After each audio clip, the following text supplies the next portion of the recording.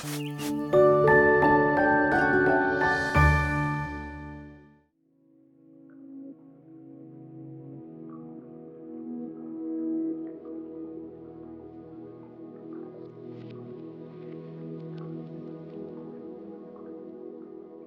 my name is David Wiesner, and I'm an author and artist, and I make picture books. I was always drawing, always making pictures as a child. My family, my friends, my teachers, after saying, the first thing, this is David, the next thing would be, he loves to draw. That was what defined me to the rest of the world. And I just drew and drew and drew. And it was clear that art school was the place for me. And when I got to art school, I looked for ways to incorporate storytelling into my art. So when I graduated, I got work as an illustrator, doing pictures for other people's stories. But I realized that wasn't that satisfying to me. I really wanted to tell my own stories. I tried the best I could for those things for other authors, but when I did my own stories, it was like there was nothing holding me back. And so picture books turned out to be the perfect place for me to express myself. When I saw work by the Surrealist painters like Salvador Dali and René Magritte and Max Ernst, I can't tell you how they affected me. The idea that you could twist reality, this idea that there might be multiple realities that you could move into and out of. I saw these in cartoons as well, Bugs Bunny, things like that, which were just so surreal. Reality might not be what you think it is. And I really liked the idea that these things were happening in an everyday, ordinary environment, like in my backyard or something. I like outer space things or on other planets with aliens, but I really liked the fantasy that was centered around ordinary, everyday things. Those were the ideas that I brought to the stories that I was creating for picture books. That's a theme that runs through a lot of what I do. I'll draw something and go, oh, that's interesting. And then that takes me over here.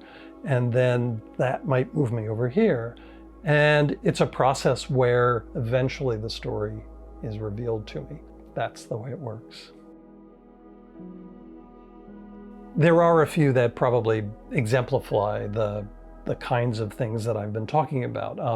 Flotsam is one. This brought together for me elements of comic book storytelling, elements of surrealism, the idea that there is another world out in the ocean. So, it starts with a boy at the beach who has all of his stuff. He's a really curious kid, and he happens to end up finding a camera, a very old camera, box camera, that being that curious kid, he's going to get the film developed. But when he gets it developed, we see all these fantastic pictures, which are very dense with imagery, and there's a lot of story happening. So you're reading the pictures at different speed. Pages with lots of panels, your eye will scan quickly, but the full page pictures with all that detail, you have to sit and look at and absorb and see what's going on and really read the pictures. Many of my books I choose to tell with no words. I love telling stories only through pictures. And you really have to read the pictures. Children tend to have no problem with this. It's adults who will often go, I don't know what to do with this book. And I usually say, find a child to read it to you. And that's the fun part, is the reading of it, the child reading it completes the story. They're telling the story they see. I'm not telling them. The pictures are telling them part of it, but the rest of it is up to them. All of my stories start in sketchbooks, sometimes very little ones, and other times, I just have piles of sketchbooks. And then I'll put together, actually draw out all of the 32 pages in the book, in my sketchbook, and do a layout of the entire book. So on one or two pages, I can see the individual pages and the entire book. And I make models of all my characters for my books. To mentally try and draw that in different positions is hard, but here I can just turn it however I want. and do those drawings. When I have a complete set of drawings, they're very detailed drawings, I then transfer those to watercolor paper. And then the last thing I do is paint the pictures.